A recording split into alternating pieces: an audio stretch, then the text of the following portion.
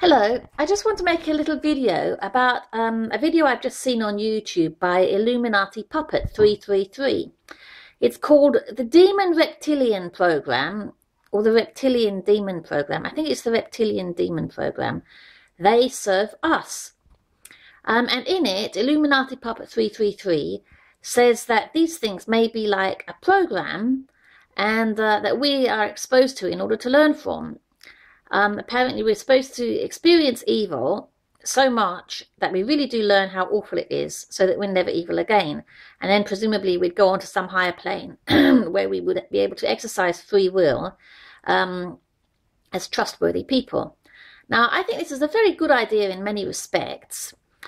He also seems to think, though, that this program is basically good. Well, if it's just a program, it can't be basically good, really, because it's just a program. I actually see what he's saying. I think it makes a lot of sense, and I thought it myself a little while back, or I've thought it a few times a little while back. But I actually have a different viewpoint overall, which is the one I hold now. And that is that evil, basically, is straightforward things like selfishness. Basically, it's the drive to survive, you know, which is selfish, basically. And I think it's worst amongst some creatures rather than others, for various reasons. From the point of view of a sheep, it would be worse to be a wolf, and the wolf would be wanting to survive and willing to do evil. From the point of view of grass, yeah, the sheep would be evil and the wolf wouldn't be any bother at all. So it's a little bit to do with your point of view anyway. But as far as human evil is concerned, for the greatest part, I would say that it is to do with selfishness. There may be other creatures, there may be other alien beings or interdimensional beings. But again, the same rules would apply to them, really. The same thinking would apply to them. How evil they were would depend on whether or not they preyed on you. You know, from your point of view, would depend on whether or not they preyed on you. Now, I actually think that that evil in this world arises from a group of people who live amongst us and may even be fully human, who may even interbreed with us, who may be your own parents, for example. Let us remember there are many cases of child abuse where parents have been very destructive towards their own children. There are other cases where children have been very destructive towards their parents. You know, I could go on about that, but I've already made that point. So basically what we have is a group of people who are selfish, who are driven by selfishness. Now, the reason that I think they're evil is because they would need to be to survive. Now, I think this could be because a while ago, some people evolved abilities that haven't spread to these people, or that they can't contain within their genome because the genes don't fit for some reason, or maybe they're in conflict with other genes they have. Like, for example, you may have heard about the negative blood group, and how people with a negative blood group, women with a negative blood group, can't naturally carry babies by men with the positive blood group. They will, they have the first baby, and then the mother learns some kind of autoimmune reaction against it. And any following children she has that come from a positive father, positive blood group father, will be attacked by her body, and she'll abort them and lose them. So I think they can have the first one very often anyway, but they can't have subsequent ones. So there we see an example of some human genes that literally cannot survive other human genes, even amongst people who willingly interbreed, and who, as far as they are aware, are compatible. So in this way, I think you can follow my logic when I say that there may be some people who cannot accommodate this very high value survival mutation, and who therefore try to benefit from it another way.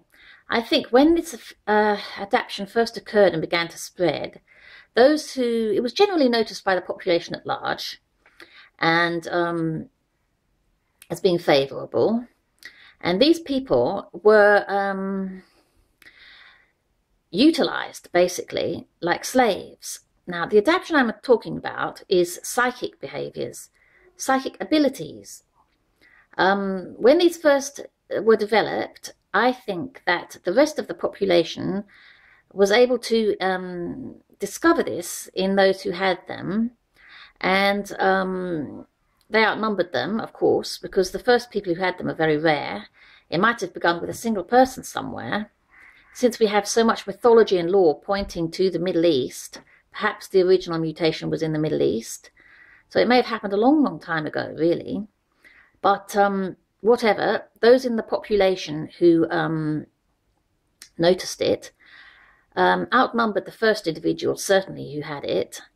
And the first individual perhaps was respected at the time. Maybe they could foresee disasters or problems arising from someone. They could say, don't go hunting today because you'll get hurt. And it was noticed that they were right. And perhaps at first they were venerated. But whether or not they were, or whether they were exploited or whatever, I don't know. But over time, these people began to think, I don't fancy doing any fortune telling today. This is very wearing. I need a break. So they may say, I'm going fishing today. I'm sorry, I'm not doing it today. So they go off fishing, and somebody's annoyed about this and says, well, I need to know if I'm going to be hurt in the hunt today. You know, and by this time there are people, you know,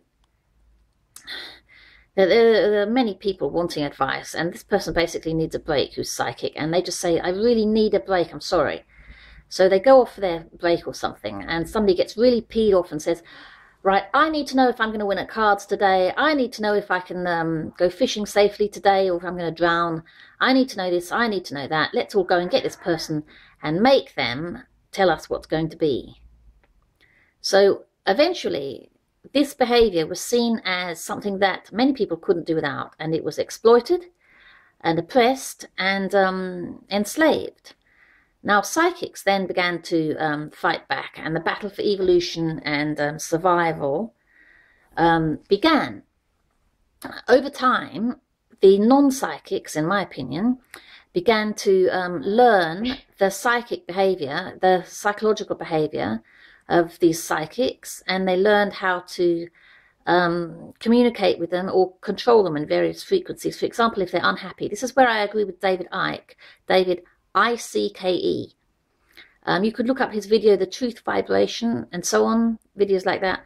You've probably heard of him already, but that was just for anyone who hadn't. He says that people are easier to control by these, he calls them reptilians.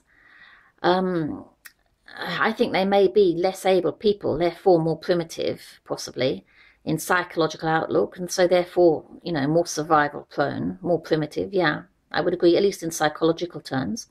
Maybe they are aliens, I don't know. But my speculation is that they're human. Anyway, they learned that they could control people more if they were unhappy, that they could even sigh with them if they were unhappy, so they would make them continually unhappy, so that they could sigh with them telepathically or whatever, and they learned their psychologies and how to manipulate them as individuals, or certainly types. You know how one type of person can remind you of another personality type, someone you've met before. I think they've learned the basic thinking of different types of people, and to keep them down, bring them down, raise them in an unhappy state by bullying their children, raising them as just unhappy kids, basically, one way or another. And that they then know the psychology of each of the types of people they're involved with, and continually manipulate them to exploit their abilities and to rob various ideas they have. I have ideas and then see them literally when I open the paper. Now, you might say that you saw that then, you saw it in advance, there was a precognition. I don't think so. I think some of these ideas are mine, and they can actually be transferred even short distances back in time, where they're where by people who are seeing through my mind into the future and maybe see me having these ideas or something. and get to work on them. And then a few days after I've had them, I see them in the paper, or I see them on film and they're a box office hit or something. You know, because I'm actually quite a creative person. So in a number of ways, these people are exploited. They may just be another type of person, another personality type, a blood group, I don't know. Somehow, people with abilities anyway, who are exploited by people who don't have so many abilities. So one way or another, less able people, I think, have developed over possibly thousands of years, who knows? I mean, we have legends of gods and so forth going back thousands of years. They've evolved ways of exploiting more able people. That's my hypothesis. And that those people who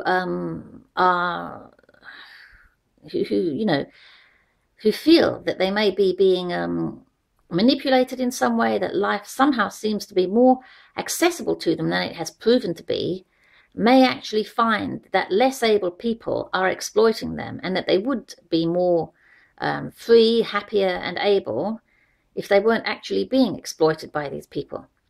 I'm actually under a lot of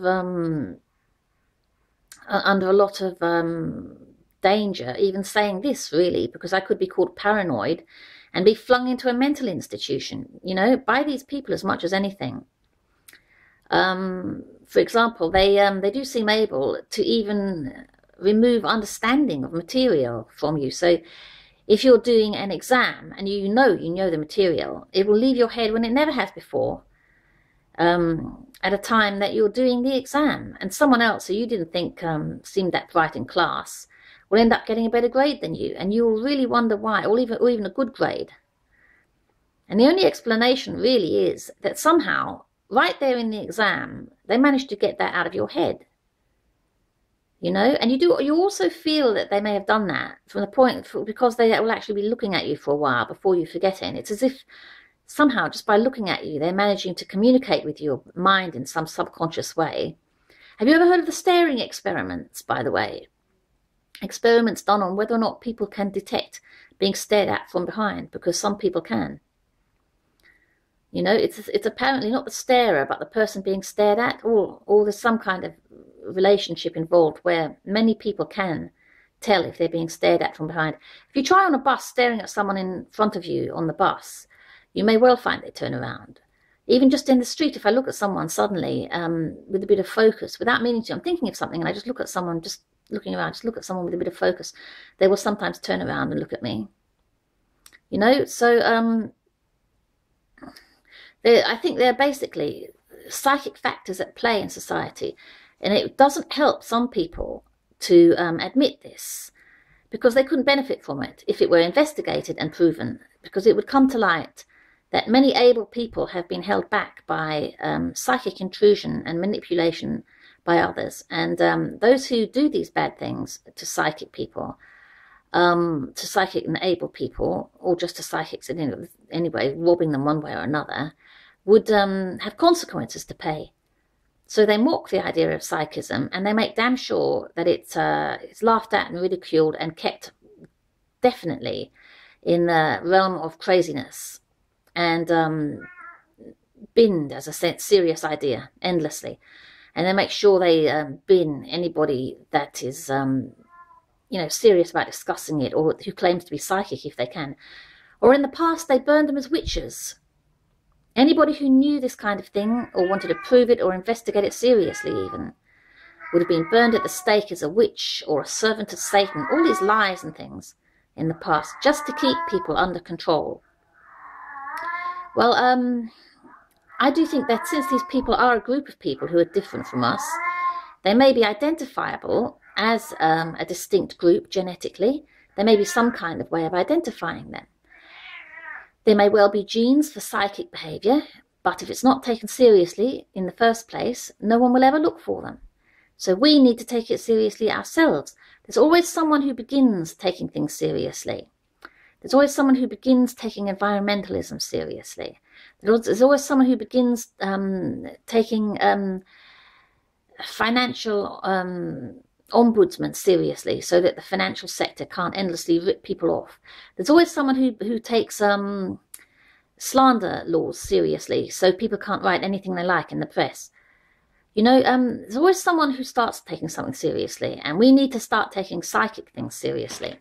And if necessary, club together ourselves and fund research ourselves that will prove various groups of people exist, and prove that there are psychic people, and that they're not genies who need to be controlled or bottled up or made to obey anybody. They're not evil witches. They're a type of human being, and or we're a type of human being, and we have every right to live freely. Now, some people will then say, oh, but you've got an advantage over us. They don't really care about anyone having an advantage.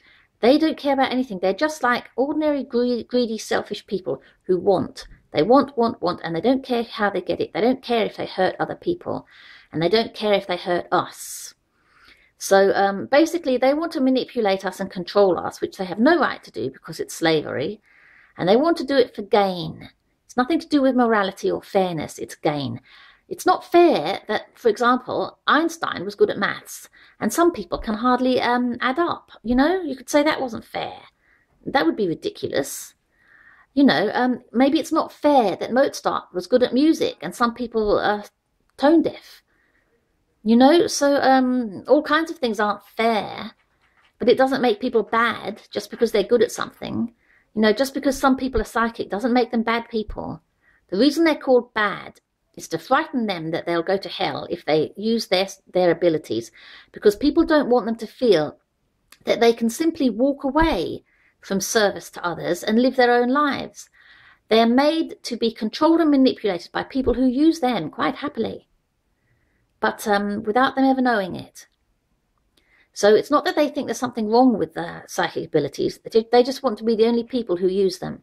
They don't want psychics to think they're okay, because then psychics will be able to say, okay, I'm not a bad person. I just want a day off. I just want my freedom. I want my life. They don't want psychics to say that, because then they won't be able to exploit them and benefit from them anymore. So I think that's what reptilians may be. Yes, they may be reptilians. They may be psychic aliens, non-psychic aliens, parasitic aliens, manipulative aliens, good aliens, bad aliens, aliens who like knitting, and aliens who make pickled onions. You know, there may be interdimensional beings. I don't know. Maybe that's what these creatures are. Maybe it's not. Maybe they're human. I don't know. But I personally at the moment think they are human, because I think I have some ideas of people who do these things to me, and they look human to me. You know, maybe they're not, maybe they are, I don't know, but they look like it to me. And if they are, I would really like to investigate them actually, and find out if they are a group of people, and find out how they do what they do. They can do it to me even when I'm doing my best to resist it. Sometimes I can stop it and sometimes I can't. So when I can't, I think they're somehow doing something on a level which is subconscious, using what's called the autonomic system, I think it is. The autonomic system is subconscious systems in the brain that obey whether or not you tell them to. For example, the heartbeat, you don't have to consciously think about beating your heart. Breathing is... that can actually be controlled consciously by many species, including the human species, and whales and dolphins and seals. Other species can't control their breathing. That's why it's very dangerous for them, for example, to get in water, and that's why they're frightened of water, like birds and so on, and many other species. Blinking isn't generally controlled by the conscious mind. There are many things that are not controlled by the conscious mind, and I think they use them to trigger various effects that they want for them, so they can gain from you. You know, so there's actually quite a lot that they've evolved over many years to learn how to manipulate people, and maybe they used to do this before even psychic abilities existed. But they've certainly been doing it since psychic abilities existed. Or no, I don't think they do have psychic abilities, because if they had, they wouldn't really be so worried about us, about other people, really. I don't think they have. They might have, and just be trying to keep one group down, groups of people down that they disagree with politically. It's possible that they do that, but they sure as hell benefit at the same time. So I think they may actually be doing the control element just in order to do the exploitative element, really, because they don't seem very bright people, they don't seem very nice people. I think they may gain a very great deal from us, even good temperament, even good temper. Otherwise they might even just be nasty and horrible even to each other. I think they're basically losers and hangers-on that have been victimizing people for hundreds of years, I'm going to say hundreds of thousands of years. And that they've been able to do this because they're selfish, dominant, aggressive, things like that. And over a long, long time, have been able to find how to get what they want from us, really. Probably, possibly, really, just by terrorizing us with ideas of gods, demons, priests punishing us to save our souls. All this may really psychologically program us to serve them without being too frightened to even know what we're doing, and literally just do what they want psychically without even knowing it. I mean, let's face it, as soon as you're born, a priest wants to christen you to save you from hell. People used to be terribly upset if their babies died before they were christened because they thought they went to hell because they hadn't been baptized. So they really do terrorize people from a very early age. And it's quite possible that this has been going on for hundreds of thousands of years. And they've perfected it, basically, and make psychics do what they want, basically, just by terrorizing them. And by physically chastising them when they're disobedient and so forth, until they just become obedient through fear, really. You know, say you may find that if you, as a psychic, you may learn as you grow up, subconsciously learn that you have bad luck if you don't do what the priest says. If you're naughty, karma gets you. The school bully attacks you. Your father gets angry and gives you a hiding for nothing, maybe. He thinks you've done something you haven't done, blames you for it, and it was your brother. Your brother is actually one of these people.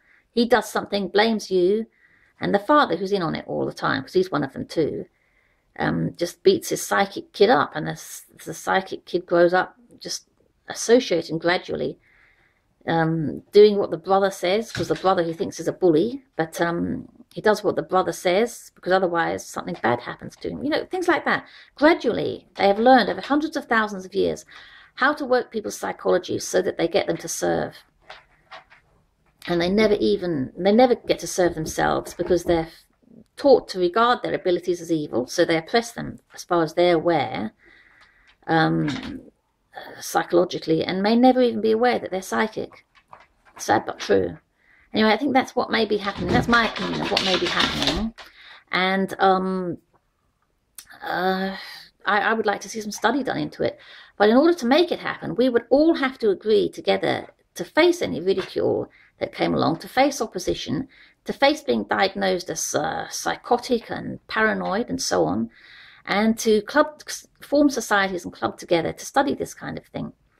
Now, there are various societies already in existence to study the psychic, but my opinion of them is low, and I think we would need to start again. I think they've been infiltrated very much by these people who are our enemies, and this is my personal opinion, and I think we need to start some new ones, and basically be willing to stand up for ourselves a lot, because it could be a rough ride for a while. And if we succeed, we may succeed in the face of adversity, and it may be a hard struggle and a continuing struggle, because we would become an ethnic group, pretty much. We would become a group within society, and we would face continual opposition, the way political parties face continual opposition, the way ethnic groups face opposition from other ethnic groups, and so on and so forth. So we would be taking our fate in our own hands, which would be fantastic and wonderful, but we would have to be prepared to do that, knowing that it was going to set us apart as a group, and that we would have to face whatever adversities that brought us for as long as it continued. And I would hope it would continue for the rest of forever, so that we never went back to being the ignorant, exploited slaves that I think we are at present. Okay, thank you for watching. Bye.